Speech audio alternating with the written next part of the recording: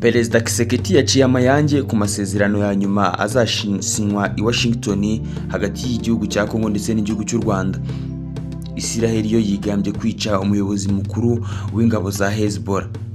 Muri Vietnam abarenga 90 bahitanywe n'umwuzure na 10 baburirwa irengero nyuma y'imvura nyinshi maze iminsi igwa muri kino gihugu cya Vietnam.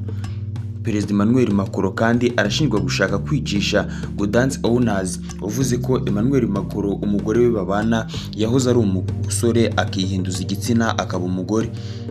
Tudatinze rero reka duhere ku nkuru ya mbere. Aya makuru mugiye ko yaramburirwa nanjye Isaac ndetse muna yagezweho nanjye muri iki kiganiro tugiye kubanamo. Inkuru ya mbere rero tugiye guheraho ni uburyo Perezida Kisekedi yaciye amayange ku masezerano ya nyuma y'I Washington azasinywa hagati y'igihugu cy'u Rwanda ndetse n'igihugu cya Repubulika Iharanira Demokarasi ya Kongo. Perezida Felix Kisekedi wa Repubulika Iharanira Demokarasi ya Kongo yaciye amayange ku masezerano y'amahoro ya nyuma y'igihugu cye n'u Rwanda azasinywa mu minsi iri imbere. Mu kiganiro yagiranye n'abanyekongo bari muri Brazil kuri uyu wa 7 Ugushyingo 2025, Perezida Kisekedi yagaragaje ko aya masezerano azapfundikira ibiganiro bihuza igihugu cya Kongo n'u Rwanda, binahuza leta y'igihugu cya Kongo ndetse n'ihuriro rya M23. Kisekedi kandi yagize ati nishimiye kubamenyesha ko ibi biganiro bya Doha na Washington bizagira iherezo ryiza mu minsi iri imbere. Perezida wa Leta Zunze Ubumwe za Amerika Donald Trump yagaragaje ko amasezerano y'ubufatanye by'umwihariko mu bukungu ariyo ya nyuma u Rwanda na Kongo bizagirana, kandi umuhango wo kuyasinya uzitabirwa na Perezida Paul Kagame ndetse na Kisekedi, bose bazabohererejwe ubutumwa. Amerika yifuje ko aya masezerano by'umwihariko yitezweho gufasha akarere kugira amahoro n'iterambere rirambye. Yazasinywa mu bihugu bya leta by'umwihariko ya Kongo ndetse n'igihugu cy'u Rwanda bizaba byahuriye muri Amerika. Ikindi kandi ngo nuko ibingibi byari bisanzwe bibera muri Qatar ariko bizabera muri Leta Zunze Ubumwe za Amerika. Ikindi kandi aya masezerano azaba agaruka by'umwihariko ku buryo M23 yagarura amahoro ndetse igarekura n'ibice yamaze gufata. Amasezerano y'amahoro by'umwihariko ibingibi bifashijwemo na leta ya Qatar iyobora ibi biganiro bihuriza i Doha mu minsi yashize, ariko ubu ngubu bikaba byimuriwe mu gihugu cya Leta Zunze Ubumwe za Amerika akaba ariho bizabera. Kisekedi kandi yabwiye aba banyekongo ko ibiro bya Perezida wa Amerika White House bizohereza ubutumire kugira ngo ibihugu bijye gusinya aya masezerano.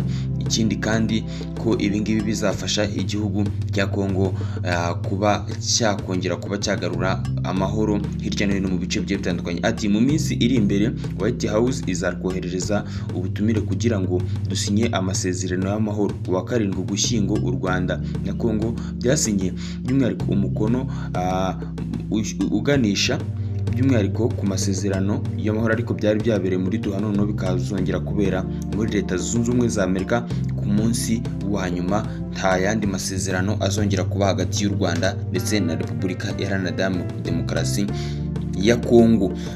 Ku yandi makuru rero, Israel yigambye kwica umuyobozi mukuru w'ingabo za Hezbollah. Israel rero yatangaje ko kuri iki cyumweru tariki ya 23 Ugushyingo 2025 yivuganye umuyobozi mukuru wa Hezbollah ndetse uyu nguyu Hayatan al-Tabatabai mu gitero cy'indege yagabye mu murwa mukuru wa Liban Beirut, by'umwihariko ku nyubako yo guturamo ibintu. Ubutegetsi bwa Liban bwavuze ko ari ukurenga umurongo utukura.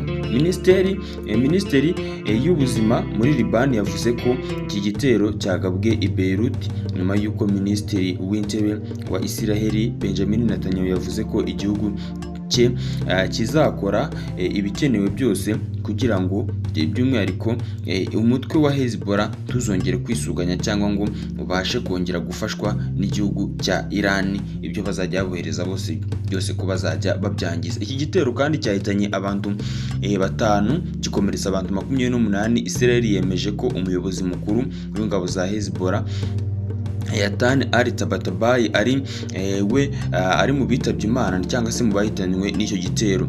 Yatan Ali Tabatabai niwe muyobozi mukuru wa Hezbollah wo ku rwego rwo hejuru kurusha abandi bose, by'umwihariko bamaze kwicwa na Isiraheli kuva hashyirwaho agahenge mu Gushyingo 2024 kagamije gushaka inzira yo gushyiraho iherezo ku ntambara imaze umwaka urenga hagati ya Isiraheli ndetse na Hezbollah. Minisitiri kandi ntiyatangaje amazina y'abandi bahitanywe n'icyo gitero cyabereye mu gace ka Halet Hareik mu burasirazuba bw'uyu mujyi cyangwa se bw'uyu murwa Beirut, aho bivugwa ko cyane cyane abarwanyi ba Hezbollah bari nabo mu bagwiriye muri iki gitero.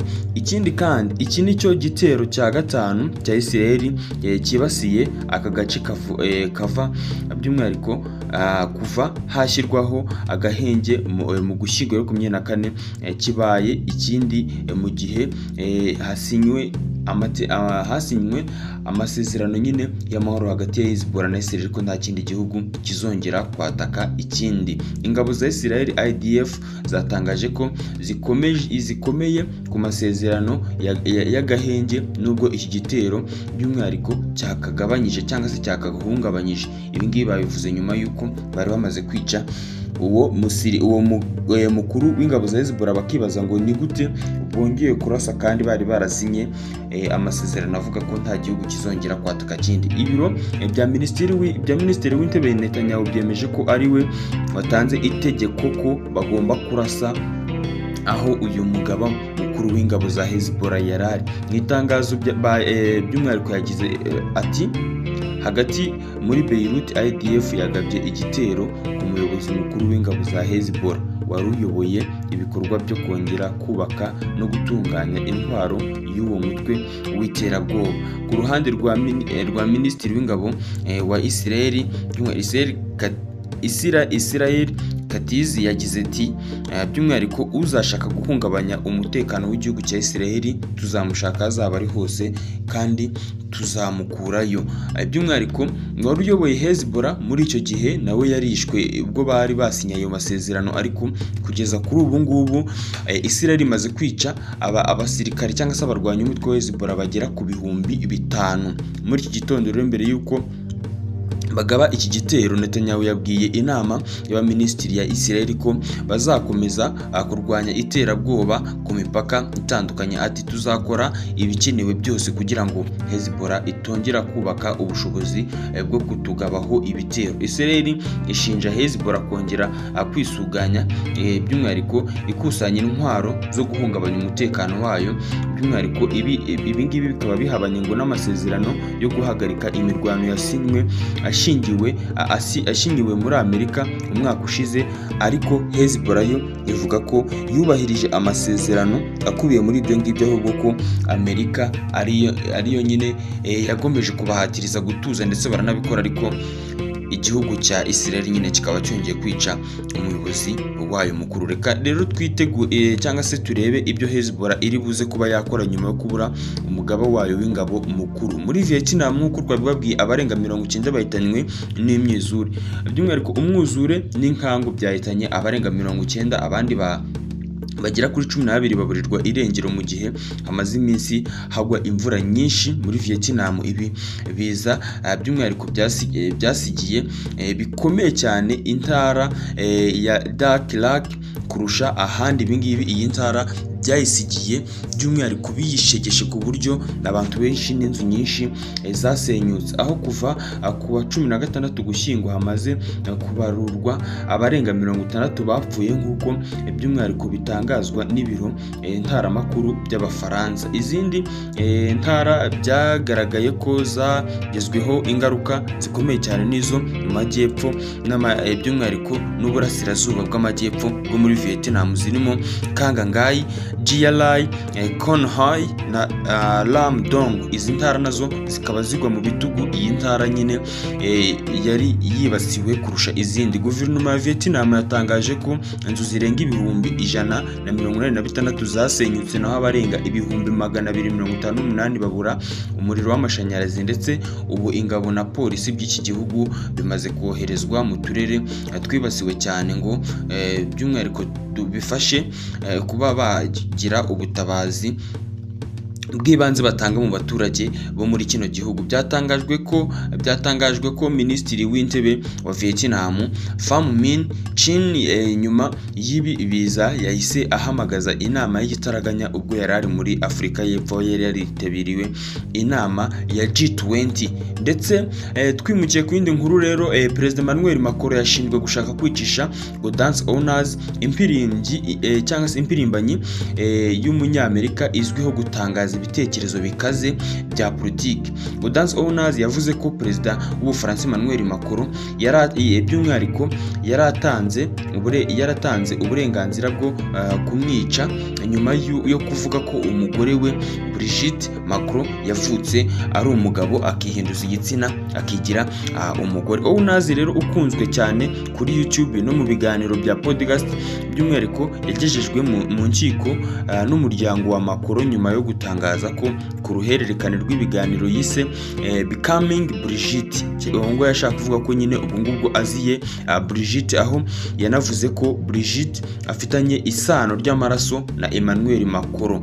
Kandi ikindi, uyu mugore yavuze ko kandi ko Perezida Emmanuel Macron yegeze kugira imikoranire na CIA muri gahunda yari igamije by'umwihariko kumusuzumisha ibibazo byo mu mutwe kugira barebe niba uyu mugore ibintu bavuga ubundi aba ari seriye. Mu butumwa Owners yashyize ku rukuta rwe rwa X kuwa 21 Ugushyingo 2025 yavuze ko yabwiwe n'umukozi wo mu rwego rwo hejuru muri leta y'Ubufaransa ko uyu muryango ufite umugambi wo kumwica hamwe n'umunyamakuru w'Ubufaransa Xavier Passad. By'umwihariko Passad wahoze ari umwanditsi mukuru wa Fate 8 Documents, by'umwihariko nawe n'umwe mu bakwirakwije inyandiko ivuga ko Brigitte Macron yapfuye akiri mutoya, nyuma mukuru we Jean Michel Tarajen by'umwihariko agahindura igitsina maze akigira Brigitte mbere yo gushakana na Emmanuel Macron. By'umwihariko impaka ku bijyanye n'imyirondoro ya Brigitte Macron zatangiye muri 2021 ubwo Amanda Roy n'undi munyamakuru witwa Natasha Ray batangazaga ko yavutse uyu mugore wa Macron ari umugabo, nyuma akaza kwihinduza igitsina akihinduza nyine umugore. Muri 2021 rero urukiko rw'Ubufaransa rwemeje ko aya makuru ari ibinyoma, ariko urukiko rw'ubujurire ruhindura iki